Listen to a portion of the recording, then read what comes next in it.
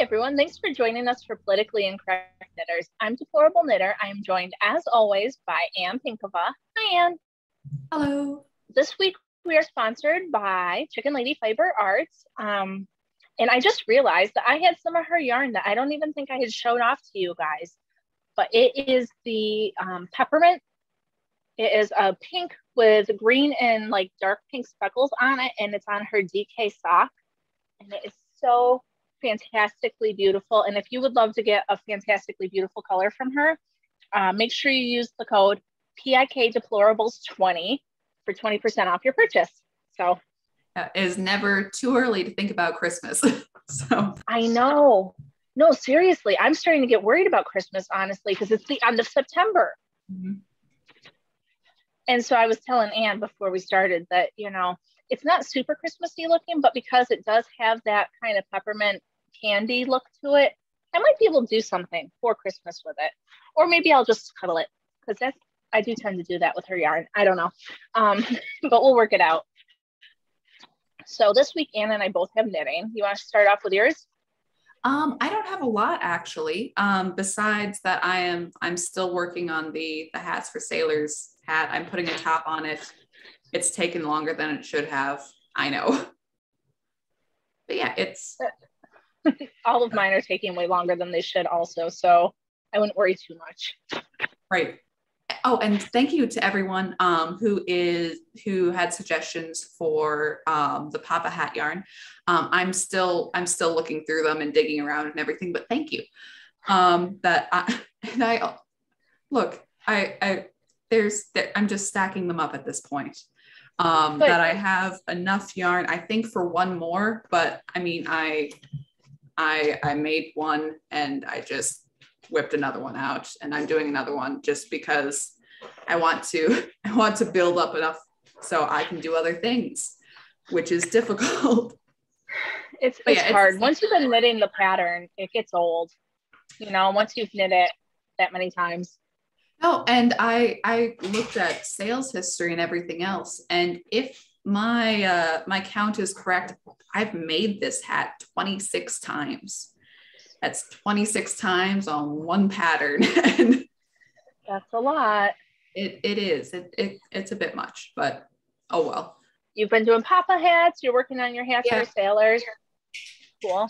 So yeah, and before we make it exciting, but yeah, but before we started recording, Anne did mention too that she's gotten bit by the Stephen West bug, and now she's thinking about doing another one. So I know. It was a lot of fun. It was a lot of fun, and I've sort of made fun of Stephen West shawls before because it's not a style that I would normally wear, and I know that people knit them because they're incredibly fun to make, and I'm a person who generally is like, well, they're a lot of fun to make, but you know, you shouldn't make something that you won't wear, right. You know, and at the same time, I'm like, but maybe I want to make another one. So me and everybody else. So I concede they're fun. That's good. I will never know, but I'm glad for you. So this week for me, Anne was talking about her Hats for Sailors hats, and I want to give a shout out to Kathy, who is in my Politically Incorrect Hat for Sailor Knit Along group on Facebook. She has made 17 hats out of worsted and DK weight yarn for the sailors. She said she's done because she's worked through both those weights in her stash, so now she's run out. But wow. Awesome, Kathy. Thank you so much for joining us. That's amazing. Very, very super impressed as someone who hasn't yet finished one hat. So yeah, good for you. That's awesome. So this is a very little, not much of a thing that I've done. This pattern, see this? It's a little bracelet. Anne thought they were sweatbands, whatever. It's just a garter stitch with like a little bow middle. And then I made a different one that's 5 rows of knit and 1 row of pearls, and it makes it into like a ridge stockinette kind of thing. And the reason I was designing these is because I had the idea for my knitting class that I would teach the kids how to make a bracelet, because honestly, what kid is like, ooh, I want to make washcloths? Like maybe if you are giving it as a gift or something, they're excited about it. But I mean, come on, for real, are they really excited about washcloths? And if you're starting with wool already, if you're doing, you know, sheep to finished product, wool washcloth doesn't really work. Well, I teach 2 classes. I teach sheep to yarn, but I also just like am the host of the knitting and crochet circle. So we just work on things together.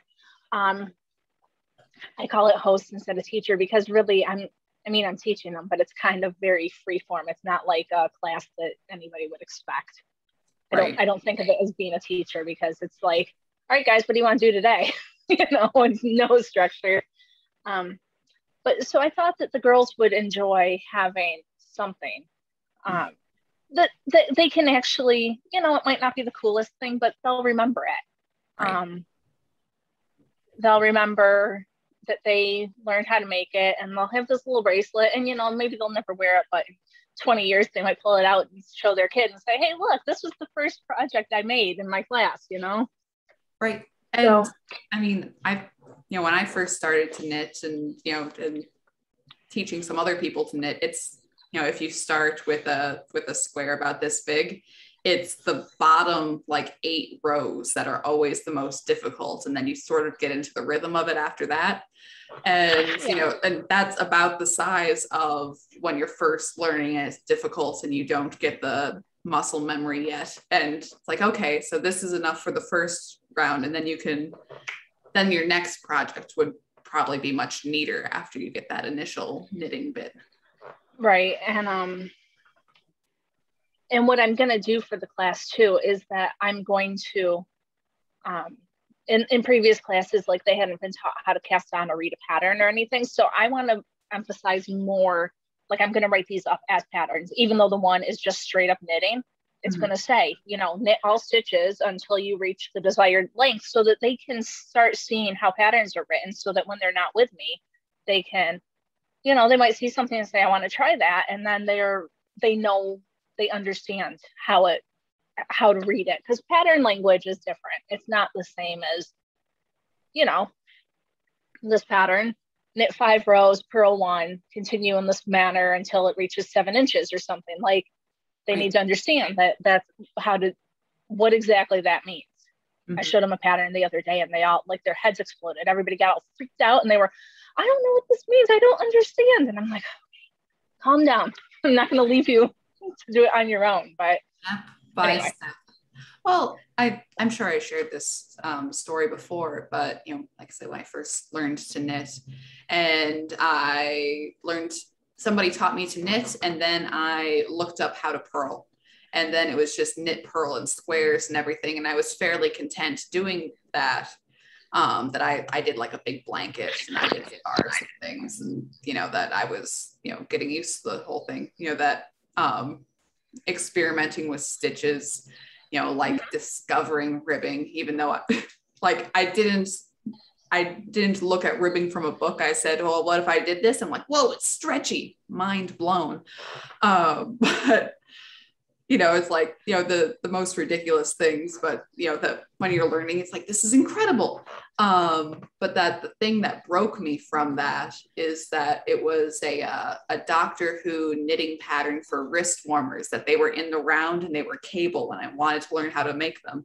So I had to learn the different processes of that in order to learn knitting in the round and to learn cabling online and figuring out the language of it all at once, because I wanted that so bad. And increases, exactly. Or like a thumb gusset, I had to learn that too. And yeah, it was a good process to learn, a good, you know, learn to integrate with the world of knitting, because I want this so bad. Exactly. And they are not going to be accomplished knitters when we end our class. We only have 10 weeks. This week is the 3rd week. I mean, it's just what it is. But if I can teach them how to figure out how to go from what we've started with, you know, this is a pattern. We know how to cast on, we know how to knit, we know how to purl. you can do almost anything once you know that stuff. It's just getting the confidence. And so I want to teach them how to do that is what it is. And you have your sweater, I think you want to show off too. I do have my sweater. But so it's done. It is done, but it's not done. So that's the thing. So it's got its hem on. My front hem is like 2 inches shorter than my back hem. Right. It's got a little split in the side. The pattern didn't call for that, but that's how I prefer things. And I plan to make this short sleeved because I'm always hot, but they actually turned out really short sleeves. So I need to add like 4 inches because I really want them to hit at like the elbow.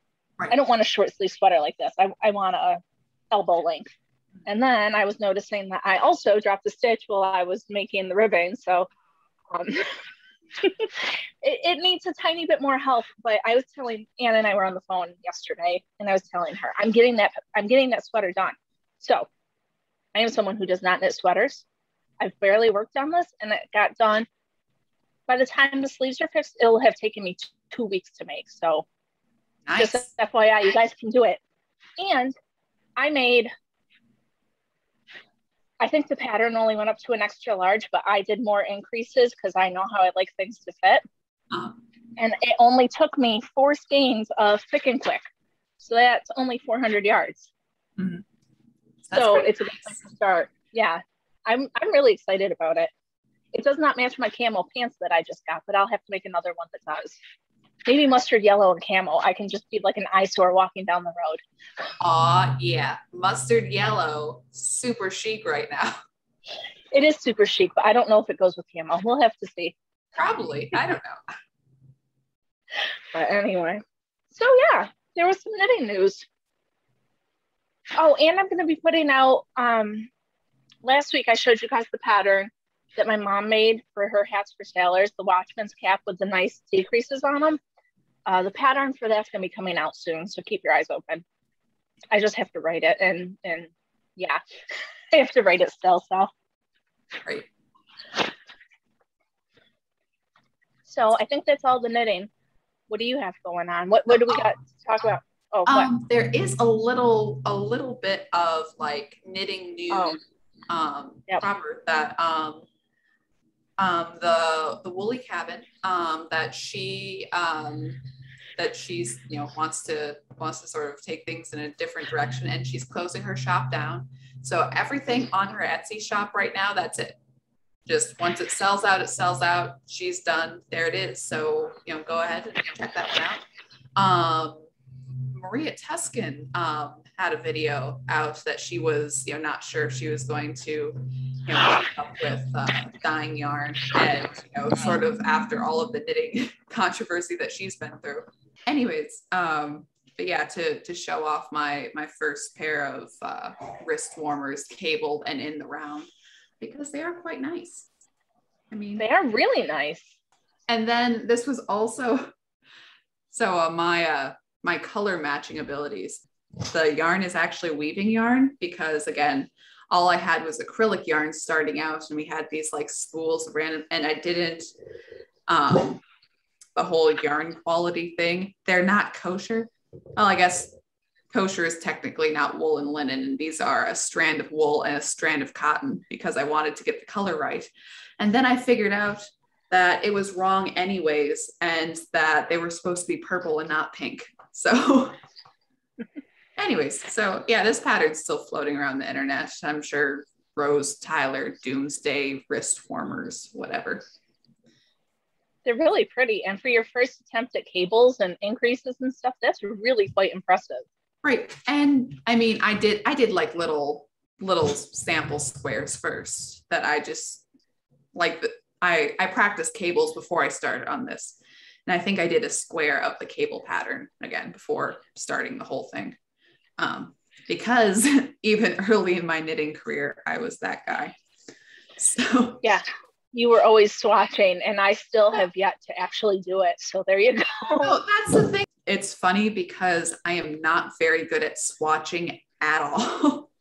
Like I'll do it more like if it's complicated pattern I haven't done before, like I'll do that. But I it's funny because, you know, the back and forth between, you know, that I want to make sure that my pattern is absolutely right, but also I'm bad at math. So together, swatching doesn't work very well for me, that I'll be like, oh yeah, this is right. And then later it'll be wrong anyways. And I'm like, ooh, wait, hang on.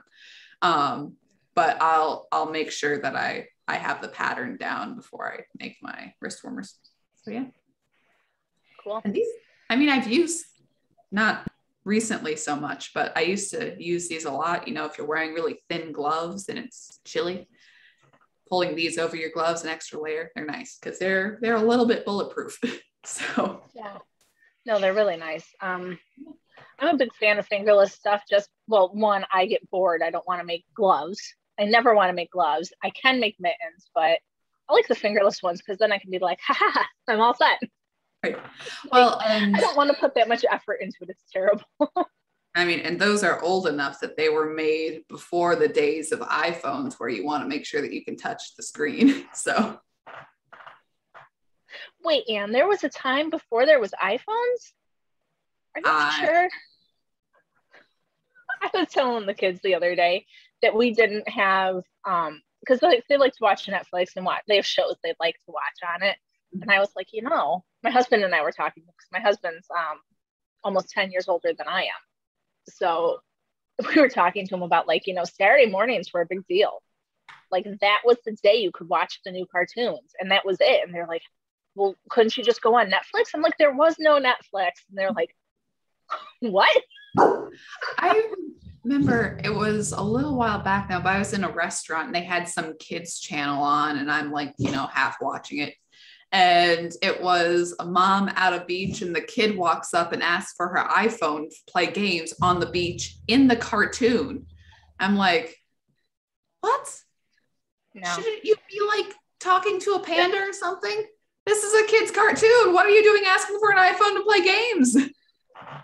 Yeah, no, I don't know about that. But anyway, I think that we have had too much fun. So let's get down to the nitty gritty awfulness that is the world. Oh, well, it's been, I guess you would say, a slow news week, but also not at all, because everything's still on fire. That there's been a lot of international kind of snipey back and forth, because there is the AUKUS deal, which is Australian, UK, and US AUKUS. That they all got together, and part of the deal was for stronger Navy in the Pacific and Indian Oceans because of China, which kind of sounds like a good thing, but also it's like, you know, where you have three very squished leaders get together and talk tough. I'm like, oh, that's great. Let's see how that actually works out, but okay. Yeah. It's like, well, I mean, technically this sounds good, but also not at all. This sounds like crap. And not only that, but former Vice President Joe Biden referred to the Australian Prime Minister as the Prime Minister from Down Under, and didn't say his name, as if he forgot it. And it's like, he called him the Prime Minister from Down Under. Like, what are we? Is this Tropic Thunder or something? Like, what is? You would think, again, for Scott Morrison, Boris Johnson, Joe Biden. You should remember that one too while you're at it, remembering names. But Scott Morrison, the Prime Minister of Australia. But yeah, he totally or the guy from Down Under. So whatever. Or the Prime Minister from Down Under. You know, if you don't like him, I'm sure there'll be one around soon, or not. Who cares? But clear respect for our allies displayed in this, you know, Zoom call. But anyways, so part of that agreement was that Australia's submarines would now be made by, I forget if it's by America or with the help of America, that it would be American print submarines for Australia, and that they would be nuclear submarines, which is not, it's not that they have nuclear missiles on the submarine, that's that they're powered by nuclear power, which means that they can stay underwater much longer.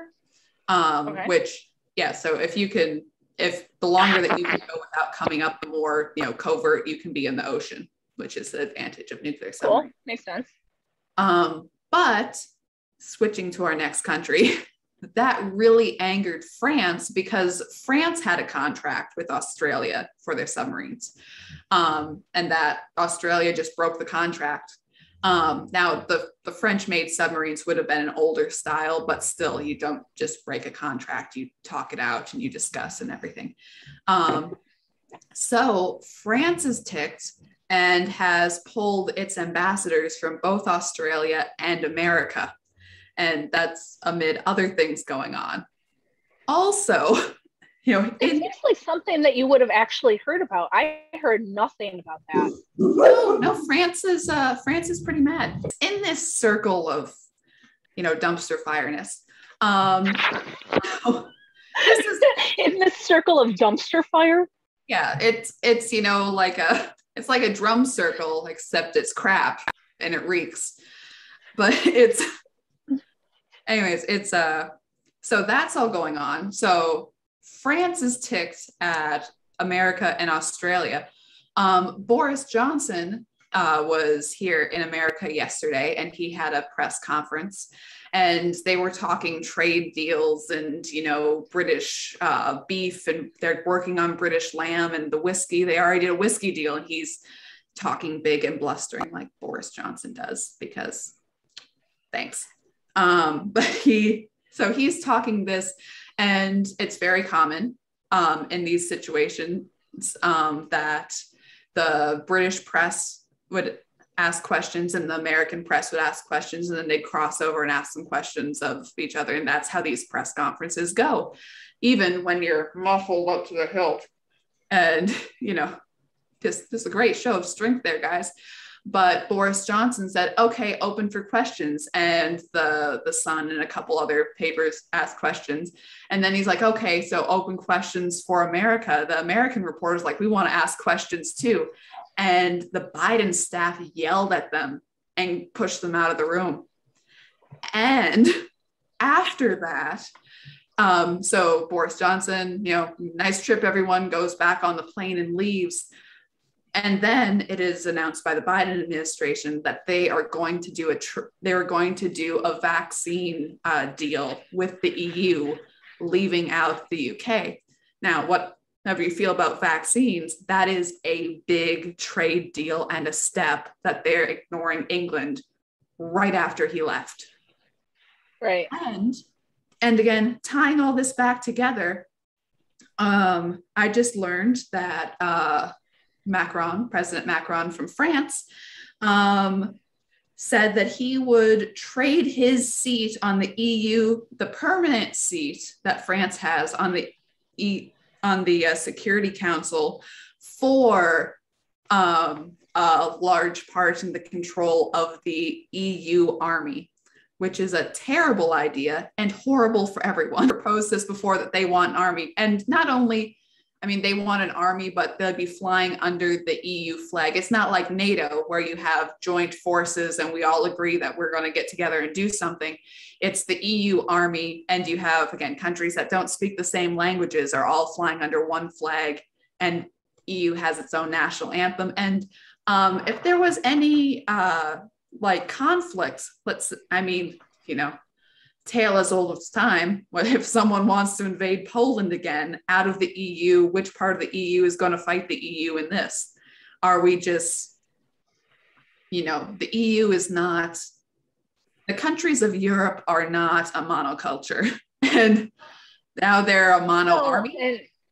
And the whole thing just seems kind of suspect, like you said. Like, what happens when they don't get along? What happens when? And I get why Macron would want to be in charge of stuff, but when you think of superpowers over there, do you think of France as much, or do you think of other countries leading the charge? Right. I don't know. Especially since Germany, remembering again European history, Germany still has a lot of the financial power of the EU, so I would think that would be a factor. So like I said, there's a lot of moving pieces and this and that. And again, it calls us back to Trump because, you know, it's like, oh, it was something out of France saying like, oh, wow, I would expect this out of Trump, where Trump's foreign policy was, hey, I want what's best for me and the US.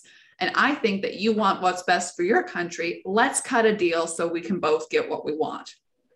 Right. And, you know, like, oh, Trump was so horrible. He was so bad to our allies. He was this, he was that. He didn't care.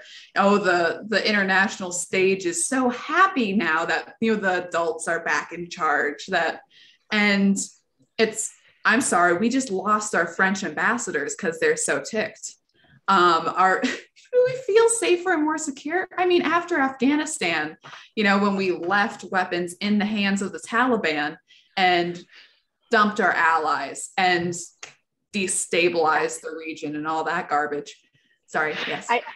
I just want to say that, speaking of Afghanistan, I just saw something talking about how for the first time in 20 years, Joe Biden is the only president that hasn't been in a war. So true statement. Like, I'm not disputing any of that.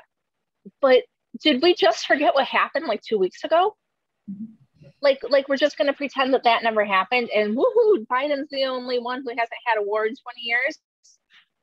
Well, that's, again, what world are we in? I'm sorry, but what?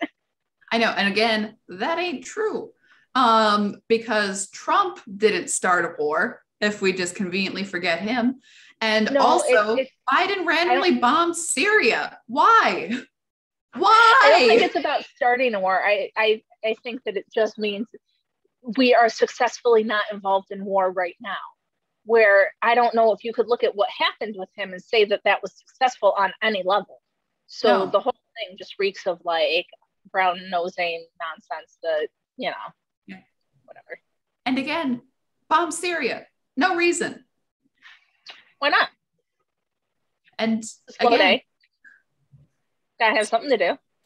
And not to mention to come back to America and our nonsense, thousands pouring in at our southern border.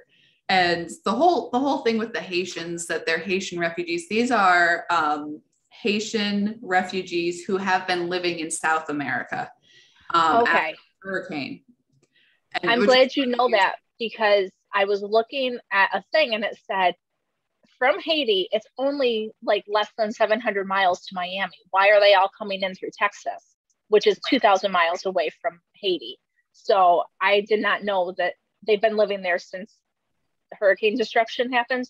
Right. So I forget the year, but they've been several years in South America. And I believe, trying to think which country, I'm sorry for not having written down which countries in South America but anyways, so now you know why they're in South America. You're a step ahead of me. Well, anyway, so they refugees from Haiti to South America, and now the door's wide open and they're moving up. So it's like, oh well, these poor desperate people, these people have been, again, living and to a certain extent have been building lives. I mean, it's difficult after a natural disaster, but they have had a place to be, and they had accepted refugee status in those countries. Again, the bizarre liberal colonialism that expects that people can only live in America, that people can only be happy and prosperous on our soil, that the cruelty, because there's no other, people flip around phrases like, white supremacy and this and that. And it's just like, well, what about this bizarre, that only America can breed prosperity, that you couldn't possibly have it, and only America could have any semblance of freedom. You can't build that up in other nations. It's just, anyways, it's stupidity, and it frustrates me that that you can't promote prosperity and well-being around the world, and that you can't even do it while spending millions, billions of dollars that we have been giving to countries like Haiti in aid. But no, you still need to come here anyways. Well, what do we pour all this money for? Well, what do we do that? Yeah. They also need to because come we here just have and so much money. free stuff too. We just have so much money to give everyone else. Forget what's going on here. But did you see that Kamala was saying, "Oh, we're going to get to the bottom of why the border's so bad"? Did you see that? I did. She failed to like remember and or mention that Biden put her in charge of the border. Yeah. Who did this? If there's a problem, perhaps she should look in the mirror first. Because whatever is going on is directly related to things that she has decided are acceptable. Right. But hey, never mind that. It's not a big deal. Whatever. I'm sure that there's some underlane that they can get rid of because that's how it works. Yeah. But it's like, who did this? It was you. And if you didn't actually want it to be this way, then maybe you should have got moving. Maybe yeah, maybe you should have actually gone to the border instead of just cackling every time somebody asked you about it. I mean, that seems like a logical place to start. Or even going to the border that's having the problem, not some random part of the border that's totally fine. Yeah. Because that also has happened. So whatever. Or on the border, the lovely Mexican restaurant. That was not helpful in this situation at all. No, sorry, that was a Babylon Bee joke. I apologize. No, that's funny. So we've got the border crisis, and now we've got Project Veritas dropped a couple of videos this week. I haven't actually seen them in their entirety. They've been taken down, and I haven't done my due diligence to find them. But I do know that I don't know what happened in the first one, honestly, but in the one that was released second, they were interviewing, or they had a FDA guy on tape who was talking about how there's a lot of resistance in like minority communities for the vaccine. And, you know, he started talking about doing things like putting the Johnson & Johnson shot into blow darts and going door to door and just like pelting people with it. He talked about using drones, like unironically for real. He thinks that we should use drones to administer the shot to unvaccinated. He also suggested creating a Nazi Germany style registry for people who aren't vaccinated. So anybody who said that this is, it's not about control, it's not about this, it's not about that, I'm really starting to question that, because why are they so desperate? Yeah. More kids. Okay, sorry, before I forget. Please do. 304 kids have been shot in Chicago this year. Not shot and killed, but just shot. 214 have died from COVID across the country.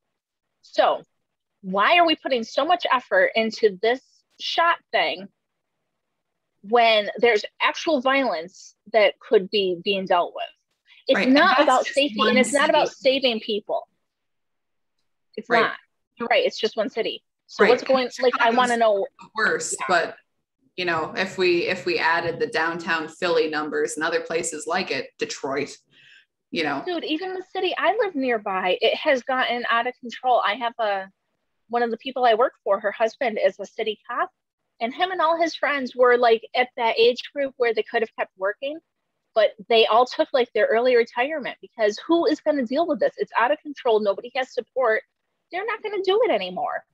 She's like, oh yeah, no, my husband's going to start up doing handyman stuff around people's houses because it's better than working for the police department. Yeah. I remember when being a police officer was a cool thing when I was a kid. Like, it was a respected job, and now everybody's like laughing at them because they don't have any support. They can't do what they need to do. It's terrible. Right. Sorry. That's slightly off topic, but it all works together. Important. Yeah. But anyways, so I mean, go ahead and check out the Project Veritas video. I believe it's covidvaxexposed.com. And they're still releasing stuff. So there'll be stuff out since we release this. Yeah, because we record during the week. So at the end of the week, we always miss a couple stories. Sometimes they're big, unfortunately. What are you gonna do? We'll get there. But yeah, so we got Project Veritas talking about stuff, and people are still like, I don't understand how they don't see this whole vaccine thing as like having to have a vaccine passport is a bad thing. Like it just doesn't make sense to me. How are they gonna, I don't know. I just don't know. And now they're approving the shot for kids that are my kids' age. And so now my husband keeps saying, oh, they'll go back to school. They'll go back to school. My kids will never go back to school if it's mandated. Like, yeah. I am a homeschooler for the rest of my life, and that's okay. Right. No, and you know, with the vax mandate stuff, I mean, to look over at Australia, and I mean, we point out Australia as the work, but can we remember just for a second, Australia, you know, the really cool country out there, you know, easygoing, nice people, you know, that they have a reputation for, again, when you think of Australia, you're like, whoa, what a cool place. I want to go someday. And Australia is just, again, brutalizing its people. There was a video the other day of a woman at a protest, again, doing nothing illegal. The cops come up and harass her, and there's like 5 or 6 of them, and she has her small son with her, and he starts crying, and they're trying to tear her away, and people in the crowd are like trying to interfere and, you know, yelling and record. Anyways, heartbreaking stuff. And it was mentioned a little bit, you know, if Stephen Crowder had Jordan Peterson on and they were talking a bit about it, but the app that they have in Australia, so you are fine, a business is fined if you walk into your business and you don't have the track and trace app, that you have to blip it once you go in, that, yeah, the business will be fined. So everyone has to have this app. And if you are supposed to quarantine for COVID, they will blip your phone. And if you do not take a picture of yourself at your house in a way that you can prove that you are at your house, that the cops can come and arrest you. It's a 15-minute window to take a selfie. What if, okay, I don't even, that's crazy. It is stupid. And as, you know, as Jordan Peterson mentioned, isn't that much more dangerous than a virus? The amount of power and control on your device. Mm-hmm.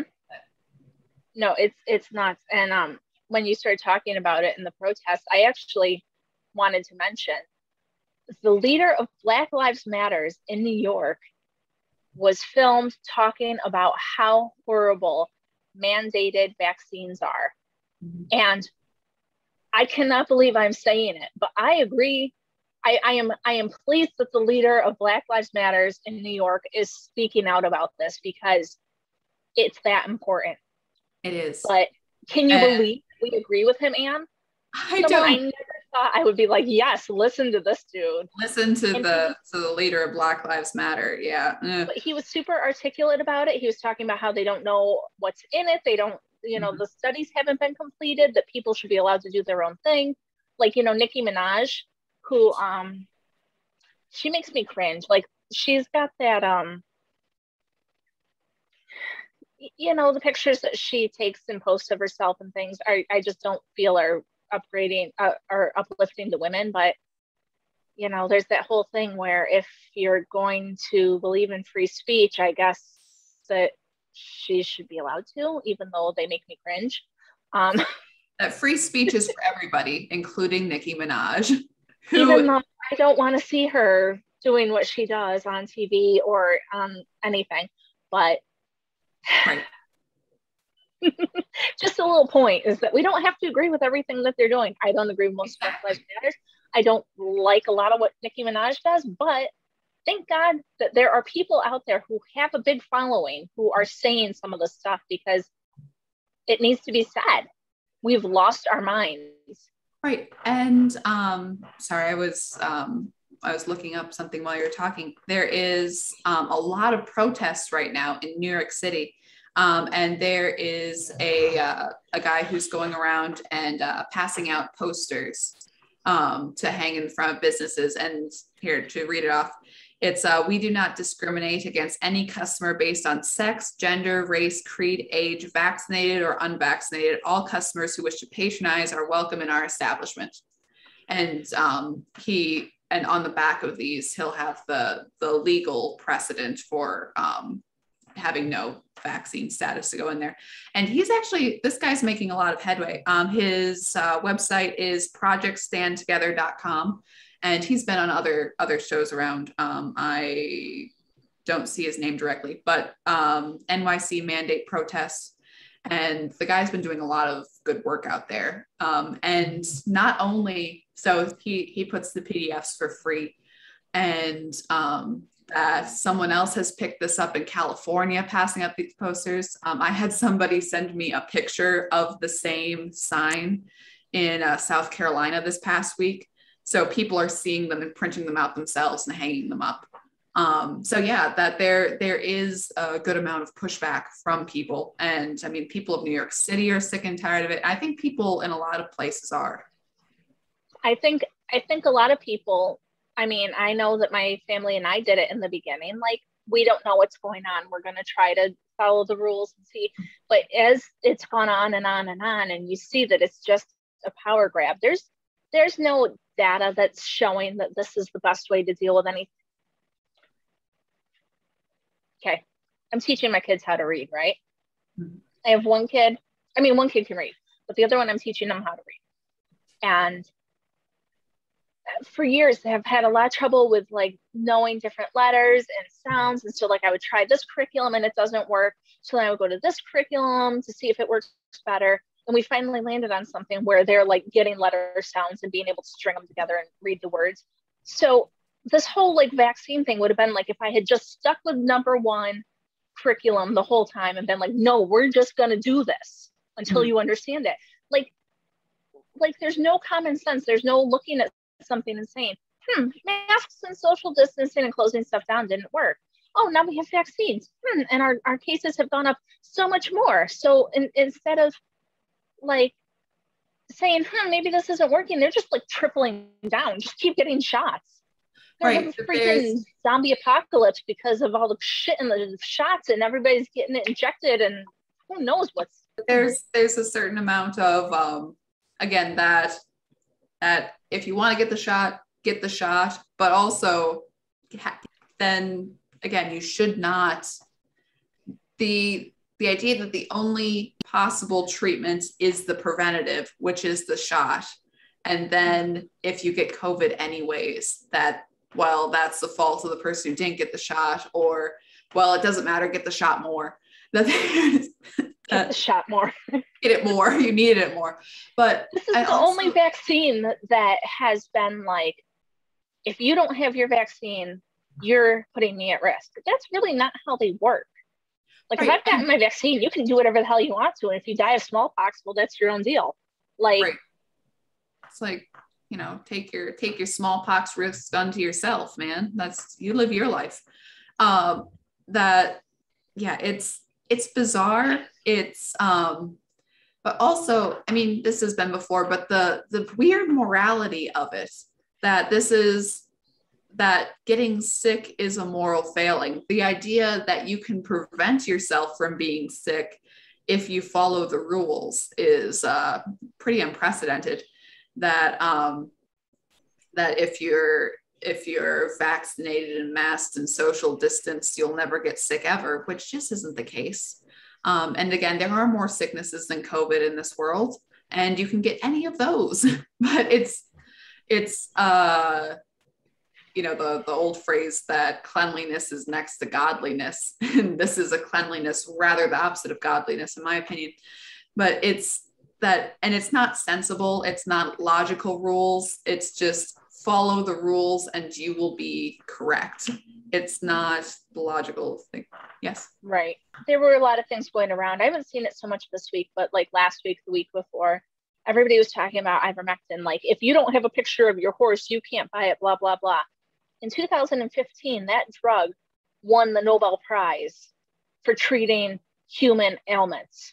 So how have we gone in 6 years from it winning a Nobel Prize to, if you don't have a picture of your horse, you can't buy it? Mm-hmm. The whole logic is just so messed up. The whole, right. dude, if there's a reason that they don't want you using these other things. They want you getting the shot, and you have to look at why. Why is it such a big part of it? Mm-hmm. For real. And I'm not saying you shouldn't get it. I'm not saying everybody does what's right for them. I know I've mentioned it before, but all of my parents and my step-parents have gotten it. That's fine. That's their choice. But what is going on that if you don't get it, you are a pariah and you should not be allowed to use your money? Or my brother has a very good friend. She's a single mom. She has 2 kids. She works for the local hospital. She got the vaccine because she could not afford to lose her job. What is going on? Especially when you're a remote worker. Why, as a remote worker, does she have to get the vaccine to keep herself safe in her house? Like, there is something wrong. I don't know exactly what, but there's something bigger here that maybe we don't know. We haven't seen yet. I don't know. Yeah, the amount of coercion into it. It's like, well, it's the emotional pressure. It's the straight up propaganda. It's you have to do this or you will be bad. And I'm just like, yeah, how about no though? Like how, that you have to have like a signed note for your exemption. Like I have a medical exemption. I have a religious exemption. No, the only exemption that you should ever need is no. It's like, why? Yeah. No. That you don't need to know. That I am in control of myself and my own decisions for my own life. And this was, old Obamacare that people were all, Affordable Care Act, this and that. And it's like, well, if somebody controls your health, then they control you, that you are no longer a sovereign person in control of your own medical decisions. Your medical decisions are owned by the state and you're no longer an independent citizen. And then, right. You're just crazy. Well, what's happening now? Like it's as if, we didn't get national health care in America. So let's just take it from another angle. This is awful. Guys, we don't know the answer. As always, we do not know. We're mad, but when we know more, we'll tell you. Right, Anne? That's right. Well, hey, keep on pushing back because, again, things really do change. Look right now that there's, that states are, the Biden administration is pushing back against people on school boards and, the whole fight between DeSantis and Biden and all of that trying to shut down school boards who don't want there to be masks in schools and little small things like that. Well, why would you have so much pressure from the top down to stop that? Because parents are mad and they're fighting back. Because people on the street changing things in their communities is really on a very basic level will get things changed in our country and in countries around the world. So yeah, so it is working. It's slow and it's difficult work, but it is absolutely necessary if you want to retain our freedoms in this country. Absolutely, for real. Oh, and by the time this comes out, the audit results from Arizona should have been released. So woohoo! Can't wait to see what that is. Hopefully there'll be something interesting to talk about next week. No, for real. And then go buy your groceries because prices are going up. Yes, sir. You don't have to be a crazy hoarder, but maybe, plan ahead. Oh gosh. And I don't think we mentioned this last week, but when good old Kamala, border crisis, and she went to Vietnam, that she was talking about maybe everyone should buy their Christmas stuff early this year because after all, shipping from any Asian countries, mostly China, we know it's true, will potentially be delayed and much more expensive. So again, think of Christmas. Already that we're very much against buying, if possible, don't buy from China, because after all Chinese companies are owned by the states, and the states torture political prisoners. Not cool. Slave labor, stuff like that. As much as we are able, I would highly recommend we not buy from China. But also, think ahead to Christmas, because don't let those commies cancel Christmas. That would You're suck. right. And I already put the bug in my kids' ears to start thinking about what they'd like to ask Santa for, because I don't want a situation where all of a sudden I can't get crap for them. So, because, you know, usually that happens around December. So we're going to try to do it before Halloween this year. We'll see how that goes. Hopefully that we can keep them on the same mind track, same headspace until Christmas comes. Right. And I mean, like we've said before, that, you know, we are knitters. We do make things for Christmas.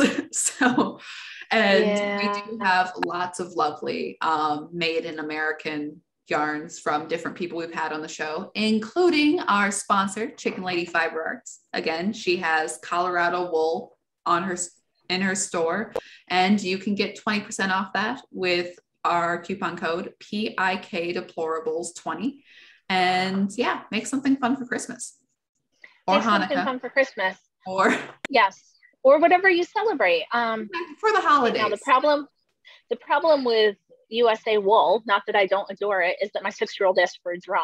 So unless anybody has a pattern for a knitted drone, I might be out of luck. I told them they had to talk to their dad about it because I don't know anything about drones, and I wasn't going there. Right. Knitted drones may be difficult. I mean, we would need some sort of motor still, but I don't know. We'll have to figure that out. But anyway, guys, thanks for joining us this week, and we'll be back next week with more. That's right.